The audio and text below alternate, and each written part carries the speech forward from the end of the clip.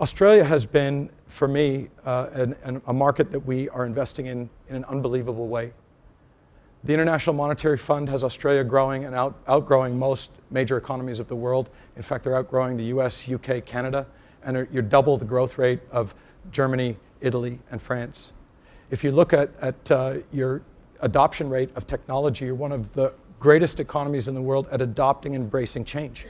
How many of you have your smartphones with you today? Just show of hands. Interesting. 57% of Australians have smartphones versus 38% in the US. And so you're a country that embraces change. And so we've decided that, and we believe that our opportunity for Asia Pacific region is that this is the growth engine for APJ. We invested over 3 million Australian dollars in the opening of our data center here in Sydney. And we launched that with the entire suite of SuccessFactor products. And as of June of this year, we'll be adding our customer on demand, our supplier Ariba stack, our travel cloud products, and the full suite of SAP here in Sydney. And today we have over 1 million subscribers on that platform, including the federal government of Australia, New South Wales, Woolworths, and many others. So we're investing. I'm actually trying to triple the company size here in Australia because of our performance in this market and your embrace. And so we're really, really excited. We also made a pivotal acquisition in Australia. This was a team at a company called Inform in the workforce planning and analytics market space that was #1 in the world in what they did. And you'll see a constant theme here. It's about embrace and retention of the soul and culture of our company. And Inform has kept their engineering teams intact, their leadership intact, and has evolved and provided tremendous value, and that came out of Australia. So for us, the investment in Australia is clear. I want to share with you what I believe is acquisition done right. A year ago, when we were assembled, we had just been recently acquired, and there were a lot of questions in the market at that time. What's going to happen? This is a great company that is innovated, and how do the cultures of an on-premise giant mesh with a disruptive cloud company? And I'm really delighted to tell you that 13 plus months into this, we didn't get swallowed up like some companies who get acquired. If you look at the largest or one of the largest database companies in the world that acquires, what they do is they roll the company in, and then the machine kills it off. And you lose the heart, the soul, the engineering, the leadership, what made that company valuable.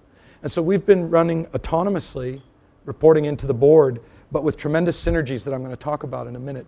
And so we've been able to retain, and I'm delighted to tell you that our attrition rate, which you would expect post-acquisition to go up, has actually declined into single digit in most functions in the company. And so our engineering is here. Aaron Au, I don't know where Aaron is. Aaron, if you'd put your hand up. Aaron at the back here, our co-founder of SuccessFactors is here. And so our engineering, our leadership has remained intact in order to fulfill this vision. But the synergies are far greater than culture.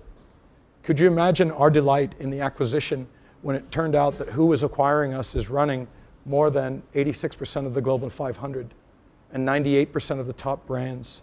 And our Ariba acquisition has 1 billion or 1 million companies in the network extending beyond the enterprise boundaries with over 450 billion. And so the question then that we need to ask is, what are the synergies? What do we actually get from that? And one concrete example to me is, if you look at where we came from, we were a talent company. And I would say that we were the best talent company in the world, bar none.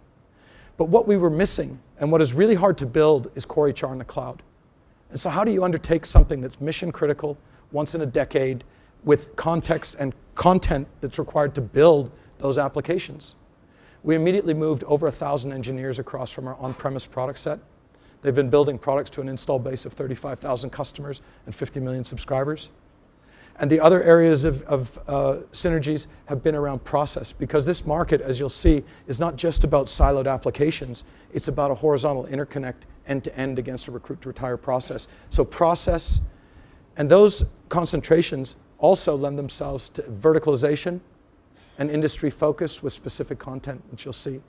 So between integration, rigor in building a global company to scale, and the global reach, has been actually a match made in heaven. I can say that to you sincerely. Our DNA has helped SAP, and SAP has helped us, and together we're stronger.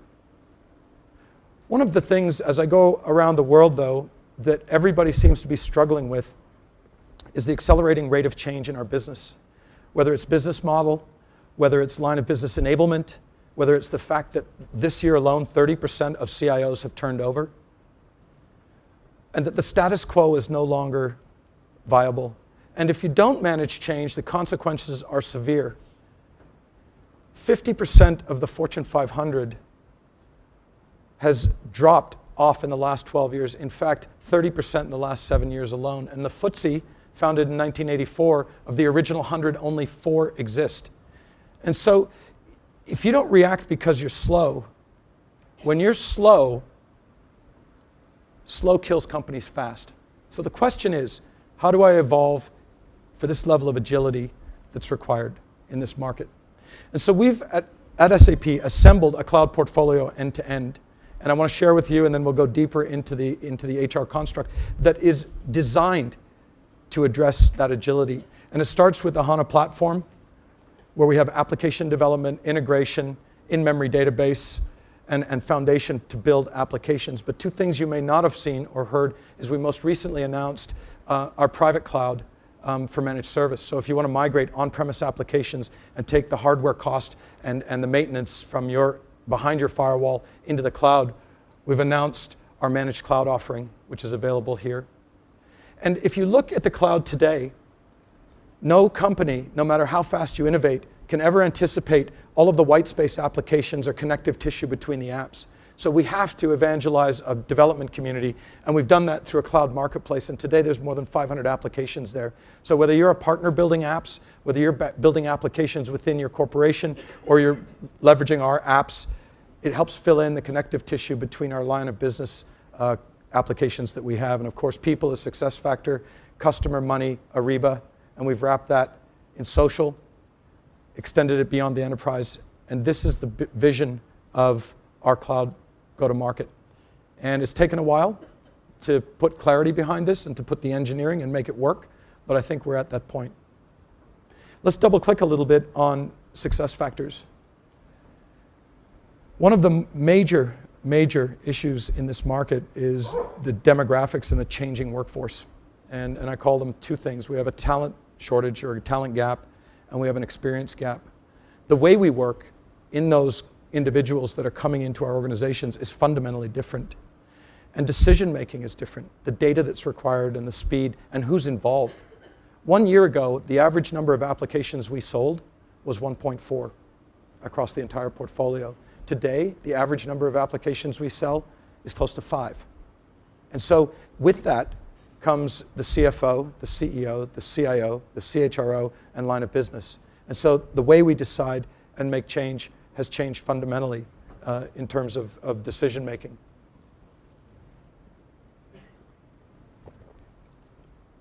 In many geographies around the world, at least 10,000 people will turn 65 every day for the next 18 years. Think about that.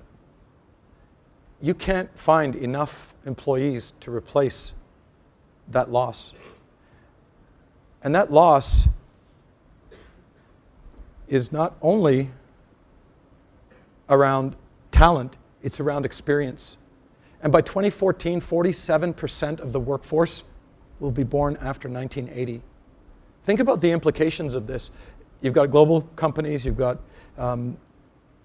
tribal knowledge leaving the organization every single day.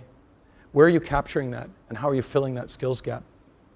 And so the changing face of the talent, the experience gap, is going to result in a change of strategy and how you recruit these individuals and how you enable them and how you ramp them and how you measure them and how they interconnect. And this trend is as alive in Australia as it is in India, as it is in Singapore, as it is in Tokyo. And this is the new face of our workforce. And you know something? I've had to learn a lot because my company looks like this today. I've had to learn how to work in a different way and think about different things and broaden. And this is the face of our new workforces.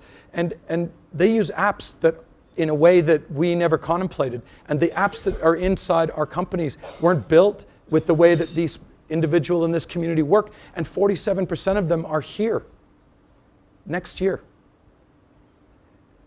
They have blended personal, social, and business in ways that you would never imagine.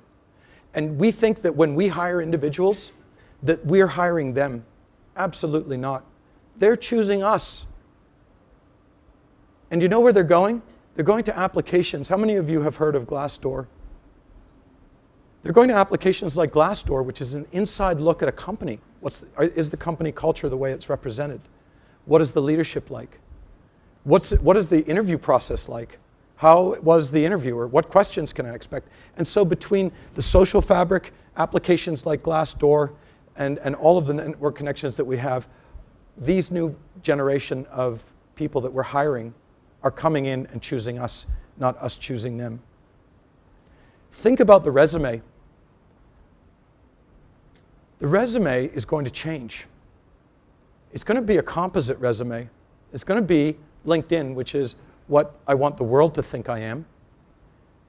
It's going to be social, which is what the personal and business fabric looks like, and there'll be a lot of information in that.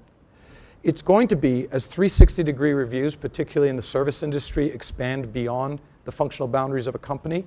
It's going to be a review of you as an individual. And it's going to be whatever else you've done in your accomplishments. So resume will be incremented, and that persona is what's going to be consumed.